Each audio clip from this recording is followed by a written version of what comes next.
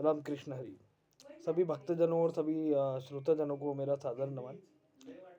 आज हम इस वीडियो के माध्यम से आपको वेदांत शास्त्र के ज्ञान कांड के उपनिषद के बारे में हम आपको बताएंगे। सबसे पहले जो प्रथम उपनिषद है वह है ईशावास्योपनिषद। यह ईशावास्योपनिषद शुक्ल यजुर्वेदीय कांडवीय शाखा संहिता का 40वां अध्याय है। मंत्र भाग का अंश होने से इसका विशेष महत्व है। इसी को सबसे पहला उपनिषद भी माना गया है। शुक्ल यजुर्वेद के प्रथम 39 अध्यायों में कर्म कांड का निरूपण हुआ है। यह उस कांड का अंतिम अध्याय है और इसमें भगवत तत्व का ज्ञान कांड का निरूपण भी किया गया है। इसके पहले मंत्र में ईशावास्यम वाक्य यानी इसका नाम ईशावास्यम अर्थात ईशावास्योपनिषद रखा गया है।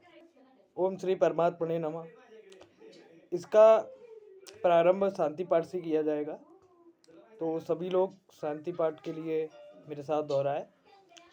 ओम पूर्णः पूर्णमदः पूर्णमिदं पूर्णात् पूर्णमुदच्यते पूर्णस्य पूर्णमादाय पूर्णमेवावशिष्यते।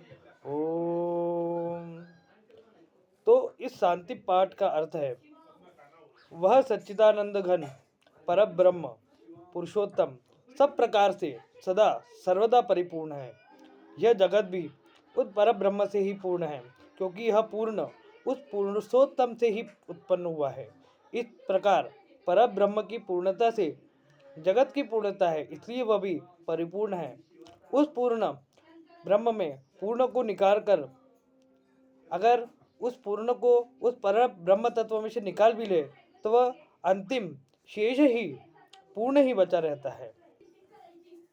ओम शांति। अब हम इसके प्रथम श्लोक की ओर आगे बढ़ेंगे। इसका प्रथम श्लोक है ओम ईशावास्यमिदं सर्वं यत्किंच जगत्यां जगतः तेन देखतेन बुद्धिथा माग्रथः कश्चित् विद्धिनः। मनुष्य को प्रति वेद भगवान का यह पवित्र आदेश है कि अखिल विश्व ब्रह्मांड में जो कुछ भी यह चराचर जगत तुम्हारे देखने सुनने में आ रहा है, सबका सब सर्वाधार है, सर्वनियंता है, सर्वाधिपति, सर्वशक्तिमान और सर्वज्ञ, सर्व कल्याण गुण स्वरूप परमेश्वर से व्याप्त है, सदा सर्वदा उन्हीं से परिपूर्ण है। इसका कोई भी अंश उनसे रहित नहीं, यही गीता में भी वर्णन है।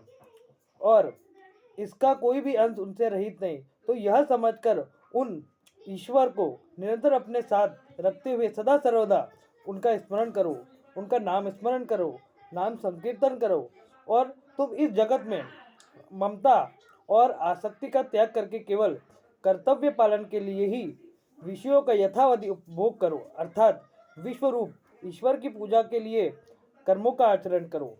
और जैसे कि कहा गया है कलयुग में बस नाम आधारा, तो केवल मात्र नाम स्मरण कर लो। केवल नाम स्मरण मात्र से आपके सभी बंधन टूट जाएंगे।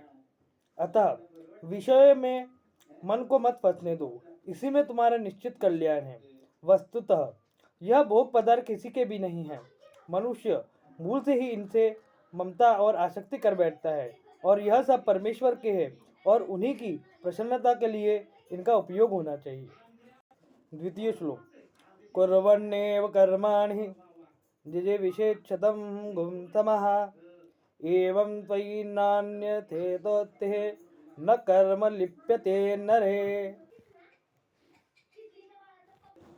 यस्तु सर्वाणि भूतान्यात्मन्येवानुपश्यति सर्वभूतेषु चात्मानं ततो न विजुगुप्सते।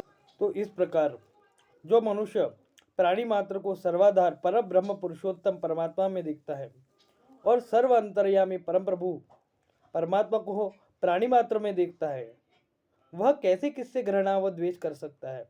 वो तो सदा सर्वदा अपने परम प्रभु के ही दर्शन करता हुआ मन ही मन सबको प्रणाम करता रहता है तथा सबकी सब प्रकार से सेवा करना और उन्हें सुख पहुंचाना यही उसका केवल धर्म रहता है।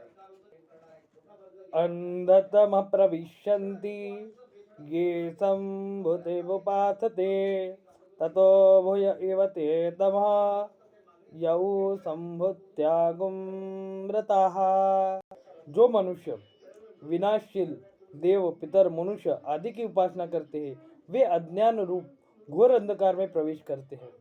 जो अविनाशी परमेश्वर में रत रहते हैं उन्हीं का चिंतन करते हैं और उन्हीं की उपासना मिथ्या अभिमान में मत है वे उनसे भी एवं मानो अधिकतर अंधकार में प्रवेश करते हैं।